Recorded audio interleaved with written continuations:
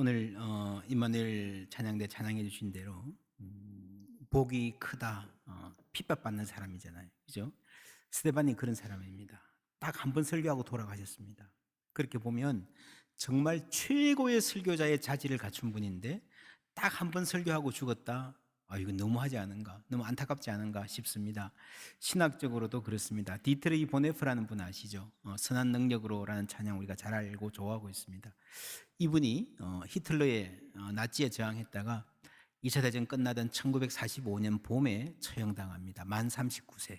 여러분, 학자가 특별히 인문학, 철학, 신학 분야면 39세면요 제대로 눈도 뜨지 못한, 연걸지 못한 시기라고들 합니다. 근데 이분은 39세 때 했던 저작만으로도 현대신학 전체에 큰 획을 그은 뒤후세에 엄청난 통찰을 준 대단한 신학자였습니다. 천재 중에 천재였습니다. 하나님 왜 이렇게 이런 분들을 빨리 데려가시지? 참 안타깝기도 합니다. 그러나 한편 생각해 보면 잘 사는 게 뭔가, 무병장수, 그냥 오래 사는 것도 복이겠지만 짧게 살아도 정말 불꽃같이 산 분들, 하루들 살아도 이렇게 살고 싶다, 설교 단 한 번을 해도 이렇게 하고 싶다 하는 분들이 있습니다. 부럽기도 합니다. 공자가 그랬죠. 조문도면 석사가이다. 아침에 도를 듣는다면 저녁에 죽어도 좋겠다. 이 진리에 대한 갈망, 저는 이해는 가지만 썩 동의하지는 않습니다. 도를 깨닫고 그날 바로 죽으면 아깝잖아요. 여러분, 도가 뭡니까? 9장 1절에 보면 사울이 주의 제자들에 대하여 2절에 다메섹 여러 회당에 가져갈 공문을 청하니 이는 만일 그 도를 따르는 사람을 만나면, 그러니까 1절에 주의 제자들이라고 한 사람을 그 도, 길을 따르는 사람이라고 말했습니다. 여러분, 예수 믿는 사람들을 도를 따르는 사람이다라고 초기에 이야기를 했어요. 옛날에 그런 거 있었죠. 어디 길 가다 보면 도를 아십니까? 라고 다가오는 사람들, 똑같은 도, 길입니다. 성경대로 말하자면요, 도를 안다, 도를 깨닫는다 보다도 도를 따른다라는 말을 씁니다. 도는 길이죠. 걷는 것입니다. 글자 그대로 따르는 것입니다. 삶을 위하는 것입니다. 도를 안다, 도를 깨우친다는 것은 상당히 관념적일 수 있는데 기독교의 복음은 그것을 사는 거예요. 살아내고 따르는 것입니다.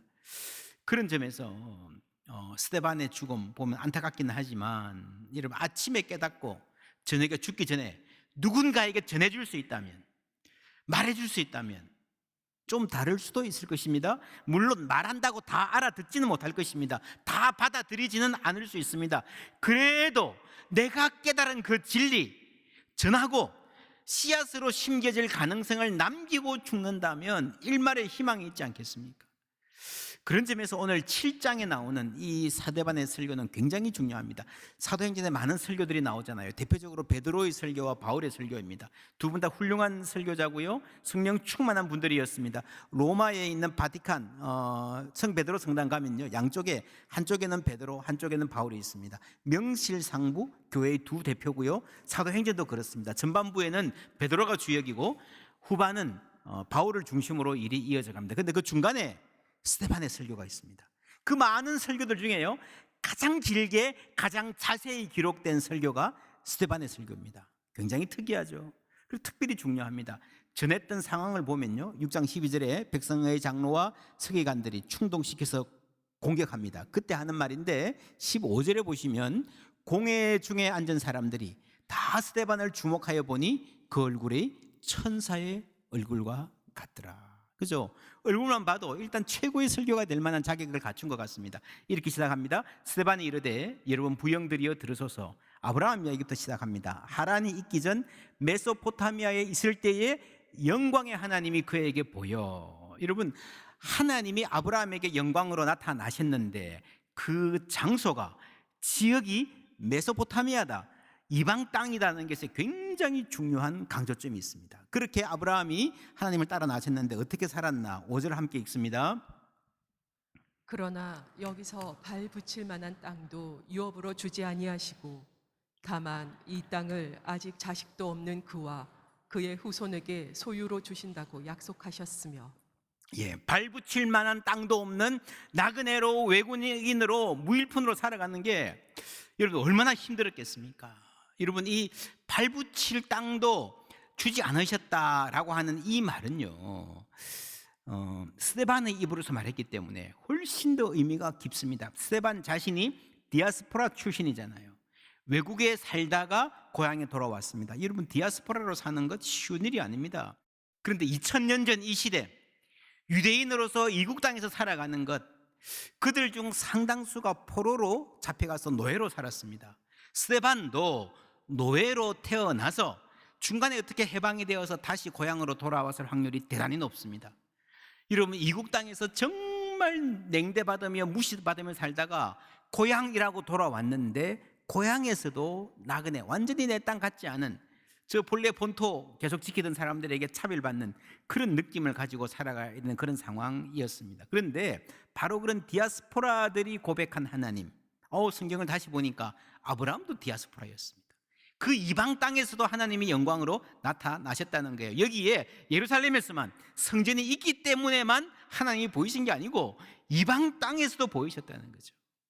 그래서 여러분, 이 스데반의 설교는 사실 긴데 우리가 다 읽어야 되는데 너무 길어서 일부만 읽었습니다. 읽어보시면요, 이방 땅이라고 하는 상황, 디아스포라라는 신세, 나그네됨이 대단히 강조됩니다. 하나님이 또 이같이 말씀하실 때 그 후손이, 아브라함 후손이 다른 땅에서 나그네가 되리니, 이집트죠, 그 땅 사람들이 노예로 삼아서, 종은 노예입니다, 400년 동안 괴롭게 하리니, 이 나그네 삶. 그래서 요셉 이야기를 꽤 길게 하는데 이집트, 애굽 땅이란 말이 계속해서 나옵니다. 이방이라는 현존, 실존, 그렇죠? 그리고 모세가 났는데 모세 이야기를 아주 길게 해요. 이것도 굉장히 특이합니다. 이유가 있습니다. 뭔가 하면요, 사도행전의 전체적인 구도가 예루살렘과 온 유대와 사마리아와 땅끝까지 이르러 나아가는 거예요. 그런데 지금 스데반 설교 이전에는 전부 다 예루살렘과 유대 땅의 이야기입니다. 스데반 설교가 지나고 나면 8장부터 이제서야 사마리아로 나가는 겁니다. 그래서 여러분, 이 스데반의 설교는요, 사마리아 선교를 신학적으로 준비하는 설교다라고 볼 수 있습니다. 당시 사마리아 사람들도 구약 성경을 읽었습니다. 그런데 모세 오경만 인정했습니다. 사마리아인들에게는 모세가 대단히 중요했습니다. 이전에 베드로 설교도 구약을 인용했지만 주로 누구 인용했는지 기억나십니까? 다윗 이야기가 굉장히 길게 나오죠. 그런데 사마리아 여인 아시죠? 그리심 산인가 예루살렘 산인가, 사마리아 사람들은 다윗 싫어했어요. 북이스라엘 전통. 그래서 모세가 그들의 영웅이었습니다. 그러니까 성경에서 사도들이 복음을 전할 때 예루살렘에서는 다윗 중심으로 이야기하고 사마리아로 담 넘어가는 이 복음에서는요, 모세 중심으로 접근했다는 겁니다. 어차피 여러분, 결론은 예수예요. 예수를 이야기하는데 구약에서 모세를 통해서 하든지 다윗을 통해서 하든지 그 청중에 맞게 접근했다라고 하는 겁니다. 그래서 이 설교는, 스데반의 설교는 신학적으로 예루살렘 중심주의에서 사마리아와 그 이후로 넘어가기 위한 세계 선교를 준비하는 설교라고 볼 수 있습니다. 다윗도 나오기는 나옵니다. 보세요, 광야에서 우리 조상들에게 증거의 장막, 성막이 있었는데 이것은 모세에게 말씀하시니까 명하사 그가 본 그 양식대로 만들게 하신 것이라. 우리 조상들이 그것을 받아 하나님이 그들 앞에 쫓아내신 이방인의 땅을 점령할 때에 여호수아와 함께 가지고 들어가서 그 성막을 다윗 때까지 이르니라 라고 하는, 이런 다윗 자체가 뭐 독립적인 중요성을 갖고 다루어지는 게 아니고 간단하게 이렇게 이야기합니다. 초점은 뭡니까? 여러분이 생각하는 것보다 여호수아가 이 땅에 오고 나서 다윗 때까지 상당히 긴 시간 동안에 금물로서의 성전이 없이 지냈다라는 거죠. 여러분, 약속의 땅에 들어왔습니다. 정말 성전이라는 건물을 짓는 게 그만큼 중요했으면 들어가자마자 하나님이 계시를 주셨겠죠. 야, 이제 성막 그도 치우고 빨리 성전 지어라. 하나님 그렇게 서두르지 않으셨다는 겁니다. 그래서 솔로몬이 하나님을 위하여 집을 지었는데, 그러나 48절에 그러나가 중요합니다. 지극히 높으신 이는 손으로 지은 곳에 계시지 아니하시나니. 여러분, 성전이라는 건물 자체가 참 귀한 헌신이지만, 하나님 만나는 자리지만 하나님은 그 안에 한정되지 않는다는 겁니다. 왜 그렇습니까? 하늘이 내 보좌고 땅이 내 발등성이다. 여러분, 하나님이 얼마나 크신 분인지 압니까? 그 엄청나게 크고 높으신 분을 인간의 손으로 지은 이 성전에 한정할 수 있다는 게 얼마나 어리석은 일입니까? 여러분, 예수님 당시의 사람들은요, 성전을 굉장히 귀하게 여기고 거의 우상 숭배에 가까운 성전교라고 할 만큼, 여러분, 사람이 눈에 보이지 않는 하나님을 믿는 것은 힘듭니다. 그래서 출애굽한 이스라엘 사람들이 금송아지를 만들었잖아요. 하나님을 배반하려고 한 게 아니고 이게 이분이 우리를 인도하여 낸 하나님이다 그랬어요. 눈에 보이지 않는 하나님을 믿기가 힘든 거예요. 그래서 예수님 당시의 유대교의 핵심이요, 성전을 믿었습니다. 성전이 건재하고 성전에서 우리가 예배를 잘, 제사를 잘 드리는 한 우리는 안전할 것이다, 하나님 우리를 기뻐하실 것이다 라고 생각을 하는 거예요. 그 생각에 정면으로 도전하는 것입니다. 물론 베드로도 도전했고 죄를 책망했지만 그것보다는 훨씬 더 이스라엘의, 유대의 신앙의 가장 핵심적인 부분을 스데반이 건드린 겁니다. 그러니까 여러분, 이 사람들이 참을 수가 없죠. 이 사람들의 입장에서 보면 죽어도 싼, 너무도 과격한 말을 한 것입니다. 그런데 이거는 예수님이 하신 일입니다. 예수님이 채찍을 들고 성전에 가서 퍼포먼스 하셨잖아요. 그 성전의 멸망을, 심판을 보여주시는 것입니다. 그래서 이들이 견디지 못합니다. 사도 이 스데반의 가장 중요한, 스데반의 가장 설교의 가장 중요한 핵심은 이겁니다. 지극히 높으신 이는 사람의 손으로 지은 곳에 계시지 않는다라고 하는 점이었고, 이것을 그 예루살렘 거민들은 도저히 받아들일 수가 없었습니다. 그래서 54절에 보면요, 그들이 이 말을 듣고 마음에 찔려 그를 향하여 이를 갈거늘, 이를 갈고 소리를 지르면서 이 설교가 중간에 스탑됩니다. 그래서 우리가 갖고 있는 7장의 설교는 길지만 끝까지 다 한 게 아니에요.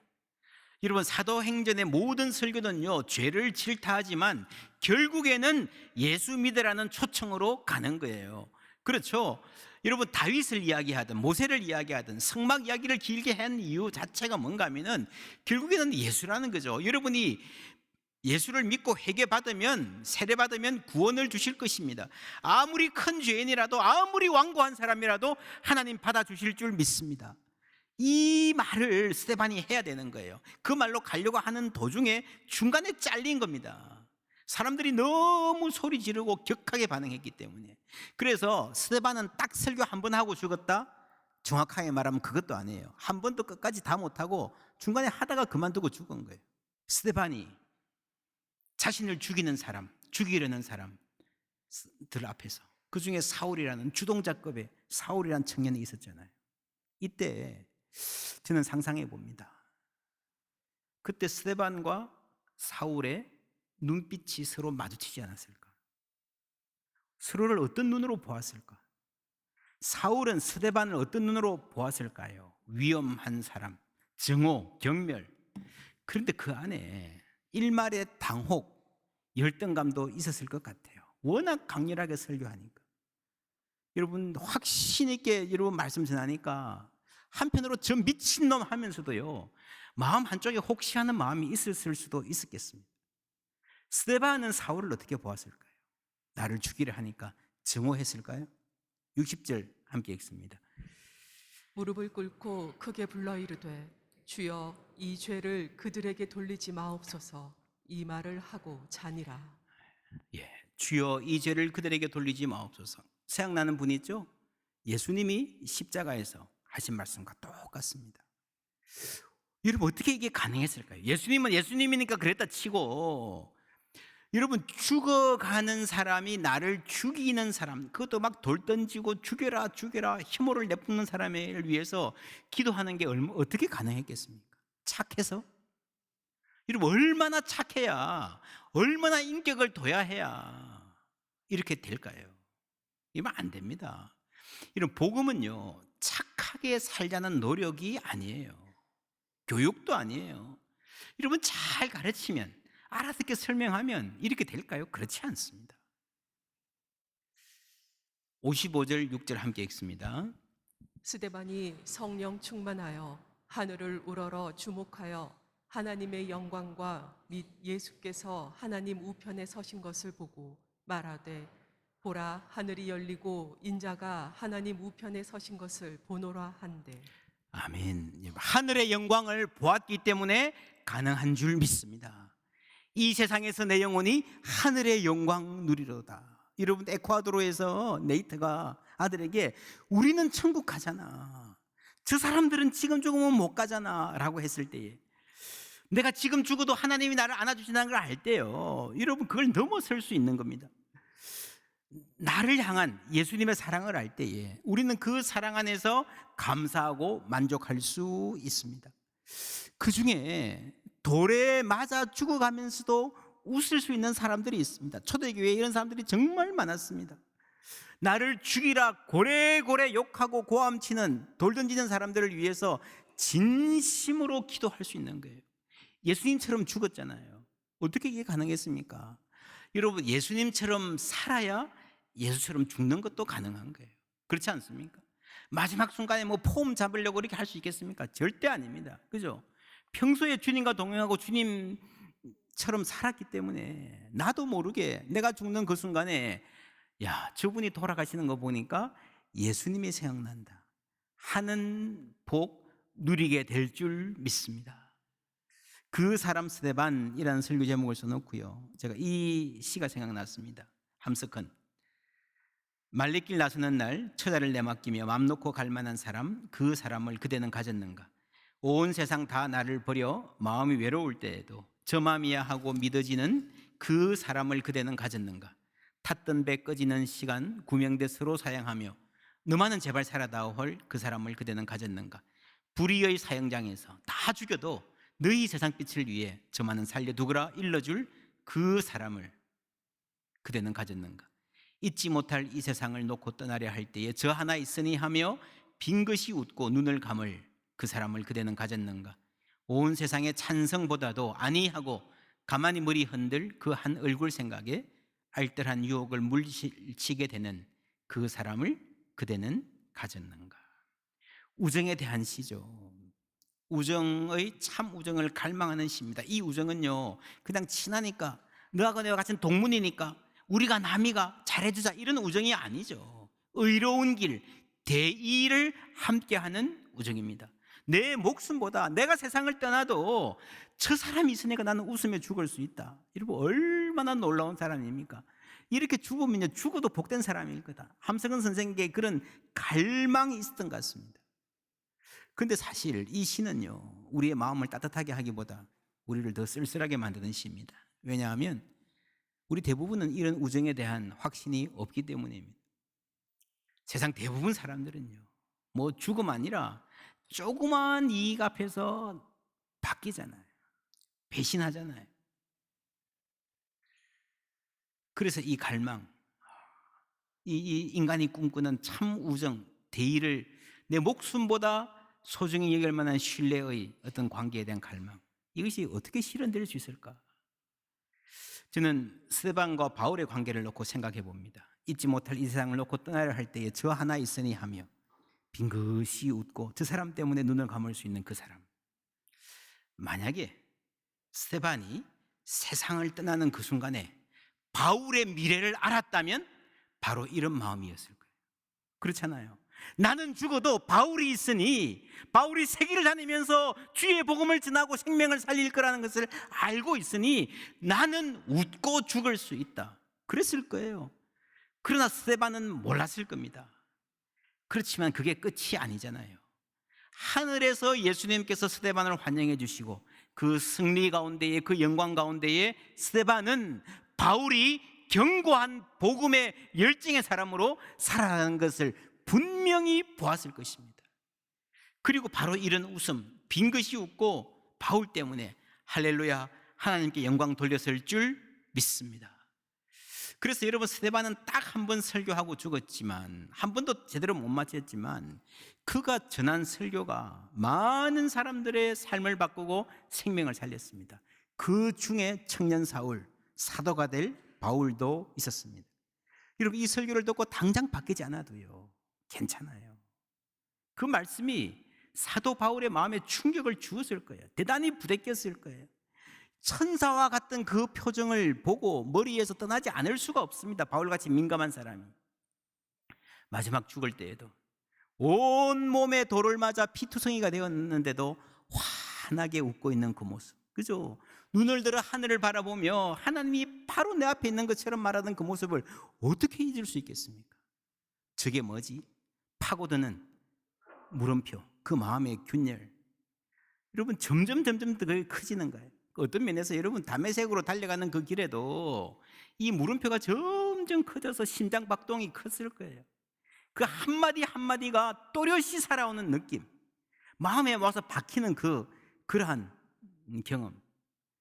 아브라함, 요셉, 모세, 다윗의 이야기를 차근차근히 하는데 저 이야기 내가 다 아는 이야기야 했는데요, 완전히 다른 각도에서 이야기하는 거예요. 저게 맞나? 아닌데 맞나? 그러다가 예수 만난 거예요. 다메섹에서. 그렇구나. 그때서야 깨달음에 이르는 겁니다. 여러분 동양 사람들이 좋아하는 삼국지에 그런 말 나오잖아요. 죽은 공명이 산 중달을 이겼다. 참 재밌는 말입니다. 죽은 스데반이 산 사울을 이겼다. 뭐 이겼다기보다는 살려준 거죠. 참 생명을 전해준 거죠. 죽어가면서도 천사 같던 그 얼굴, 자신을 돌로 치던 사람을 위해서 기도하던 그 여유와 평안이 어디 가지 않았습니다. 이런 공자는 아침에 도를 깨달으면 조문도면 석사라도 가이다. 저녁에 죽어도 좋다 했지만 저는 조전도면 석사라도 가히다. 아침에 도를 전하면 저녁에 죽어도 기뻐할 수 있다 라고 바꾸어 말하고 싶습니다. 여러분 공자가 깨달은 도는요, 보석과 같습니다. 너무너무 빛나는 보석이어서 하루라도 그 도를 안고 있으면요 너무너무 행복해. 죽어도 괜찮아. 그런 사람이 세상에 있을 것입니다. 그런데 여러분 복음의 도는요 씨앗입니다. 볼품없어 보이지만 그 안에 생명이 있는 줄 믿습니다. 그거 심어놓고 죽는 거예요. 그 작은 씨앗이 하나님의 손에 의해서 자라나고 나무가 되고 숲을 이루는 꿈을 꿀 수 있다면 우리는 오늘 우리가 씨를 뿌리는 이 일 결과를 하나님께 맡기고 매일매일 은혜 가운데 살아갈 수 있을 줄 믿습니다. 그게 바로 예수님의 삶이셨어요. 예수님 스스로가 씨앗이 되셨잖아요. 한 알의 밀알이 떨어져 죽으면 많은 열매를 맺고 예수 안에 있는 생명이 열매를 맺었습니다. 예수를 따라 살았던 스데반, 바울도요 복음을 위해서 결국 죽었잖아요. 그 생명이 수많은 사람들의 선교의 물길로 이어지고 오늘 우리에게까지 이어져 온 줄 믿습니다. 이 생명의 역사 굳건하게 이어가는 우리 모두 되기를 주님의 이름으로 축원합니다.